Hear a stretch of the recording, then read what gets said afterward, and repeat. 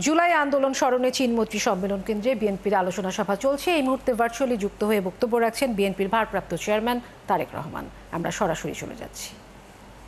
ফ্যাসিবাদ বিরোধী আন্দোলনের শহীদদের প্রতি জানাই গভীর শ্রদ্ধা। একই সঙ্গে দেশের গণতান্ত্রিকামী জনগণকে অভিনন্দন জানাই।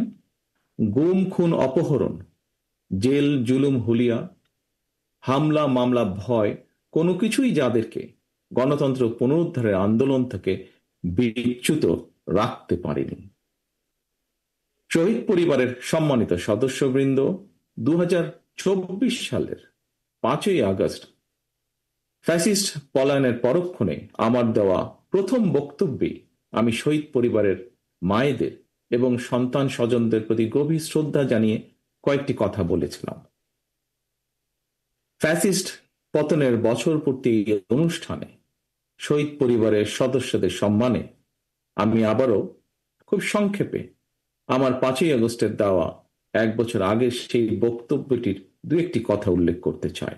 সেদিন আমি বলেছিলাম, গণ অভ্যুত্থানে যারা তাদের প্রিয় সন্তান হারিয়েছেন, বিজয়ের ঐতিহাসিক এই মুহূর্তে আমি সেই সব মায়েদের প্রতি বিনম্র শ্রদ্ধা জানাই। গত 15 বছরের ফ্যাসিবাদী শাসনকালে এভাবে অনেক সন্তান তাদের প্রিয়তম পিতা হারিয়েছেন, অনেক স্ত্রী হারিয়েছেন তাদের প্রিয়তম স্বামীকে। গুম, খুন, অপহরণ করে অসংখ্য মায়ের বুক খালি করে দেওয়া হয়েছে। আপনাদের সন্তান স্বজনদের শহীদী মৃত্যু আর ত্যাগ তিতিক্ষায় 5ই আগস্ট আরেকটি বিজয় দেখেছে বাংলাদেশ।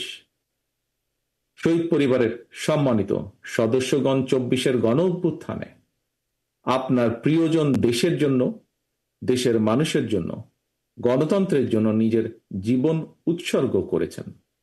একজন শহীদ শুধু আপনার স্বজন নন, তিনি জাতির গৌরব, তিনি মুক্তিকামী মানুষের প্রেরণা।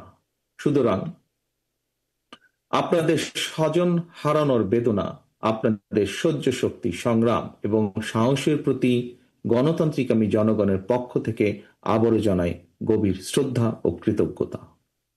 শহীদ পরিবারের সম্মানিত মায়েরা এবং প্রিয় ভাই ও বোনেরা, আজ আপনাদের সামনে আমি এবং আমরা সবাই আবারও একটি প্রত্যয় ব্যক্ত করতে চাই।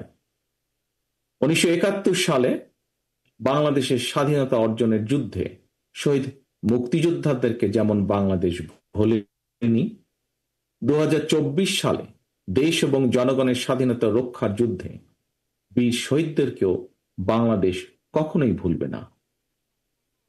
জনগণের রায় বিএনপি রাষ্ট্র পরিচালনার দায়িত্ব পেলে শহীদদের প্রতি শ্রদ্ধা জানিয়ে দেশের বিভিন্ন স্থাপনা, সড়ক কিংবা গুরুত্বপূর্ণ প্রতিষ্ঠানের নামকরণের ইচ্ছে আমাদের আছে।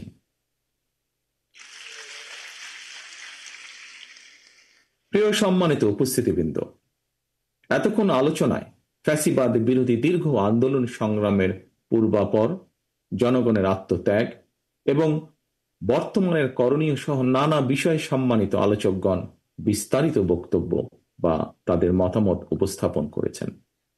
আলোচকদের বক্তব্যে যে সকল বিষয় উঠে এসেছে সেসব বক্তব্য আমি পুনরুল্লেখ করতে চাই না।